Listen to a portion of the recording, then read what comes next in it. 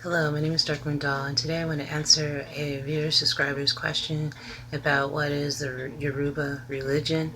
I don't know much about the Yoruba religion. Most people assume that I do because of the artwork that I create. And you can see a lot more of my artwork if you don't know what I'm talking about on the various places that I put my artwork on Instagram, Facebook, Twitter, all over the internet. Yeah, I've always been really inspired by the feeling that my ancestors are within me, and that when I create art, it's the knowledge and wisdom of those past spirits that have been living on this planet before me. This is a concept that isn't something I came up with. It really hit home when I watched a video by Bobby Hemmett where he talked about that, about your ancestors being within you, not necessarily outside of you, but within you. And that's why a lot of times you'll be able to have access to knowledge that you are just like, wow, where did that come from? I think that does come from your ancestors that are within. They are you. They are part of you. So on that note, I found some information online about the Yoruba religion, and I'm sure people can offer up resources for books of that nature. You can put that in the comment section below to help everybody out if they're doing their research as well and wanting to learn more about this religion. Yeah, before I even read this article, because I read a little bit of this article before I'm going to read it to you today.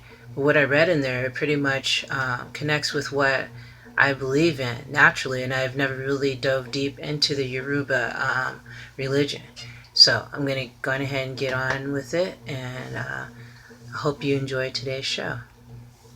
So the Yoruba religion. Practitioners of the Yoruba religion, which was developed among the Yoruba people of Nigeria and Benin, believe that before we are born, we stand before God and choose our own destiny. We decide before we ever arrive on earth what we will contribute to the world, where will we live, who will we love, and even the day we will die. However, when we are born into the world, all of our plans and promises are forgotten, and so our destiny in effect becomes to remember and claim the destiny we mapped out for ourselves before our arrival in this life. So who exactly is God? The Yoruba call him, or more correctly, it, because God is much too all-powerful to be limited by gender. So, Olodumare.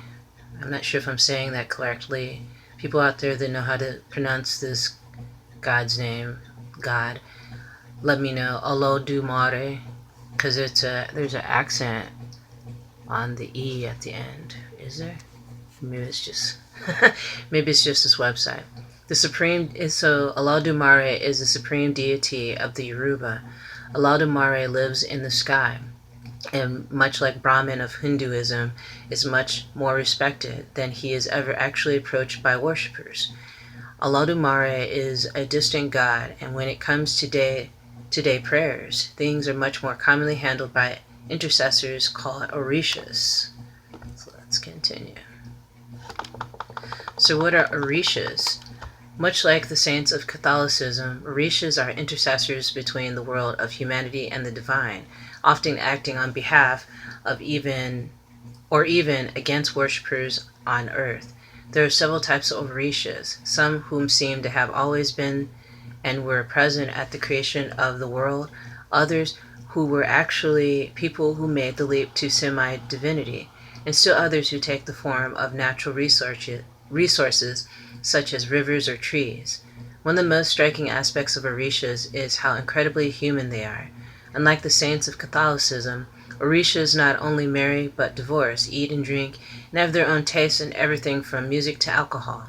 In fact, one female Orisha named Oljun is said to have dumped one of her lovers because he made the mistake of taking up drinking a beer she didn't care for.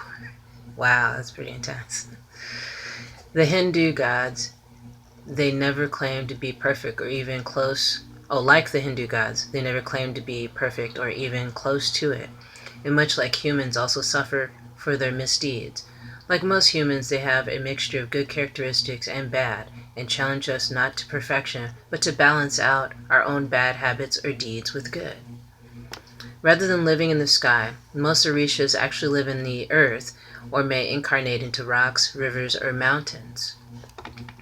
The Yoruba traditionally also associates certain Orishas with different numbers, colors, drum beats, even pieces of clothing, which has the effect of creating a whole unseen dialogue or code of sorts between Orishas and humans, signs of which can be seen almost anywhere.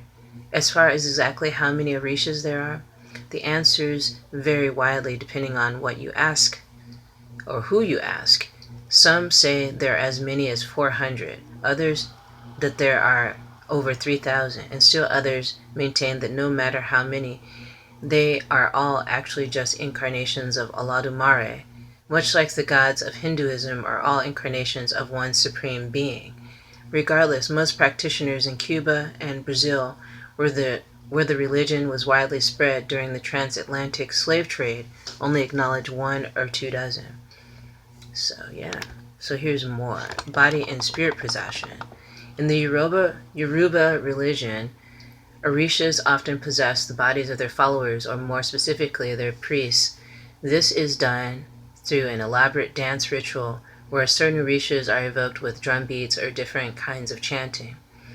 As the priests dance, Orishas are said to rise up from the earth, where, remember, most of them live rather than heaven, and mount not only the bodies but also the souls of those involved in the ritual. From the point that the priest has been overtaken by God, he speaks, acts, and even dances, not as himself, but as the Orisha that has overtaken him. Not only men, but women as well often take place in these dances. Sometimes cross-dressing as gender is a slippery thing among Orishas, who not only pay little attention to it, but oftentimes switch gender themselves as they travel from place to place. In fact, many of the men of Brazil and Cuba find this gender bending as well as the thought of being mounted by anything, even an Orisha, so emasculating that oftentimes the priests of these countries are either women or gay men. Jo Guin. I'm not sure if I'm saying this right. It's spelled Ajogun. So, like most religions, traditions, however, not everything, or rather everyone is out to help humanity towards its goals. There are also beings called Ojogun, which are negative forces that can cause illness, accidents, depression, or other sorts of general calamity.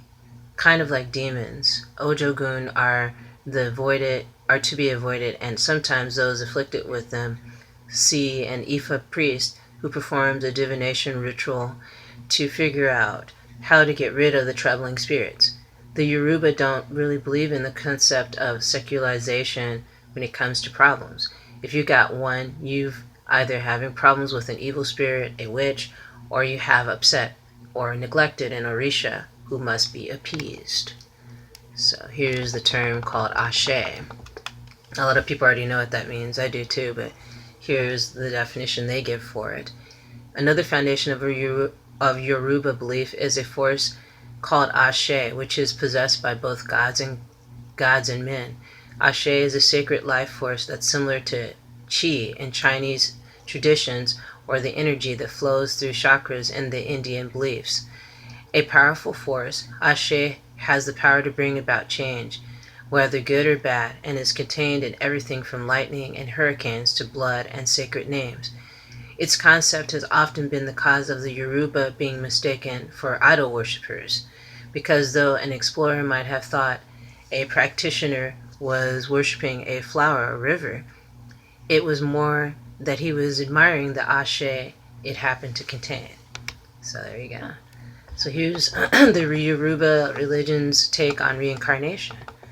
The focus of the Yoruba religion has never been salvation of any sort, but focuses on living a great life right now.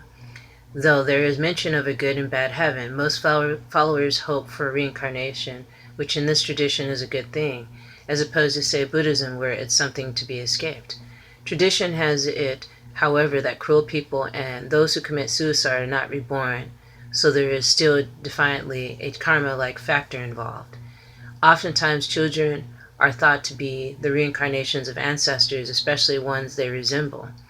It's not uncommon for a boy to be called names like the Baba Tund, which means father returns, or Yatund, which means the mother comes back again. Gender is hardly ever taken into account because it's believed that it often changes with reincarnation.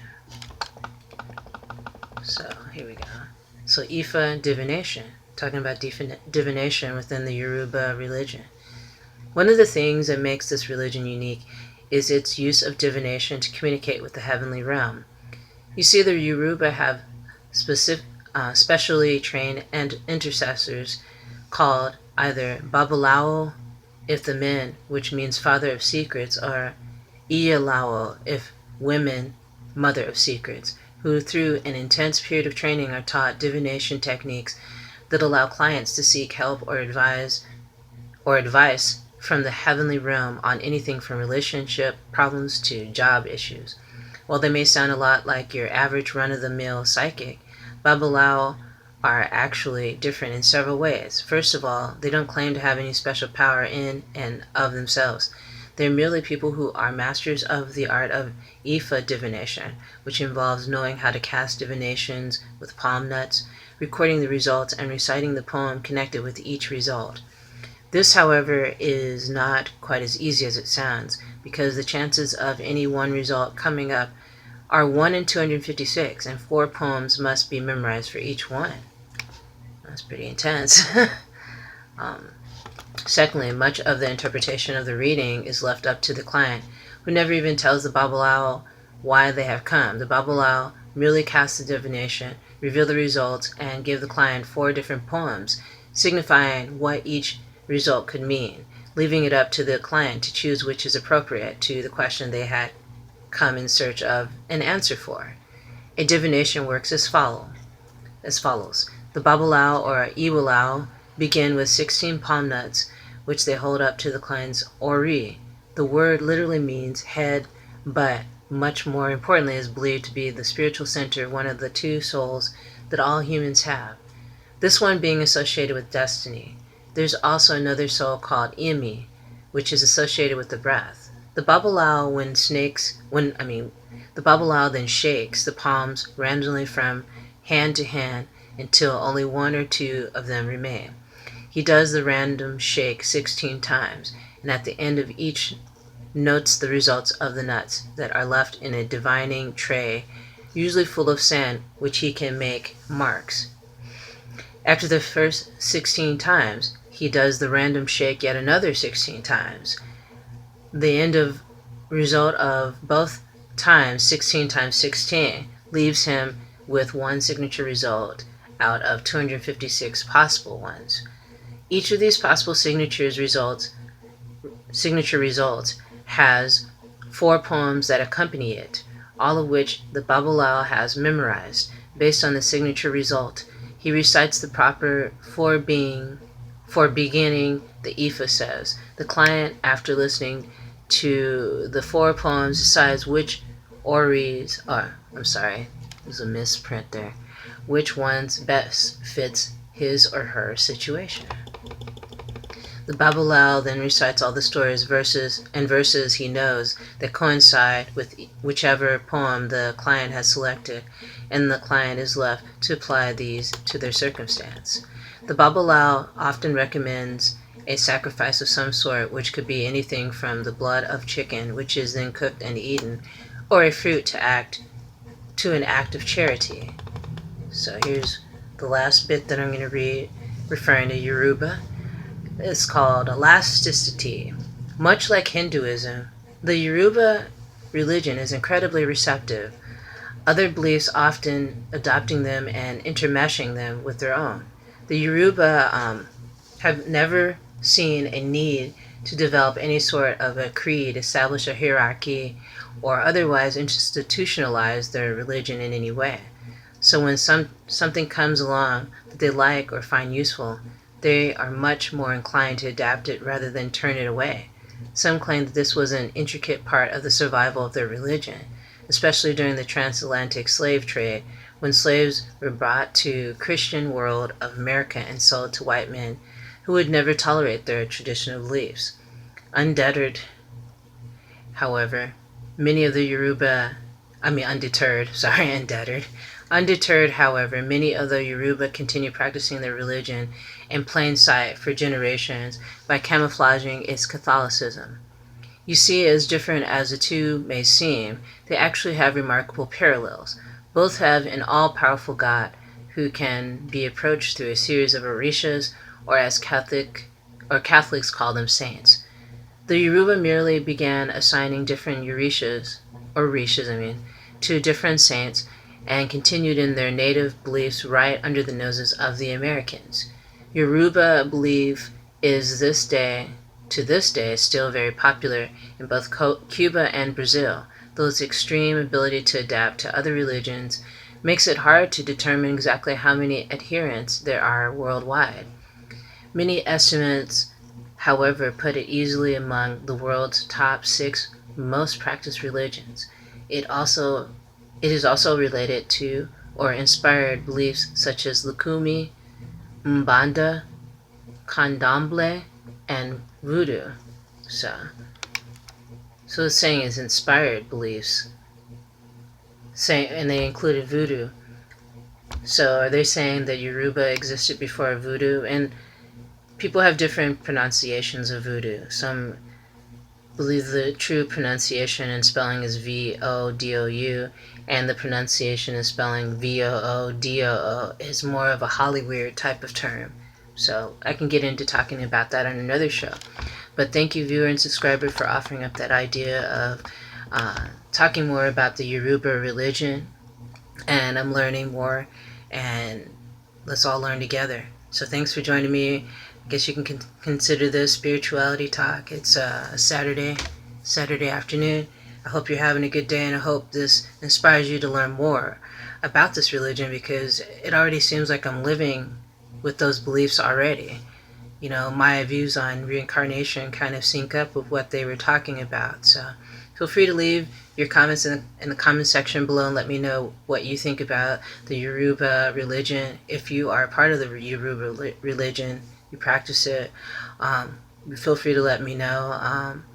And yeah, thanks for joining me today. I hope this helps you know that there's more than just one religion in this world.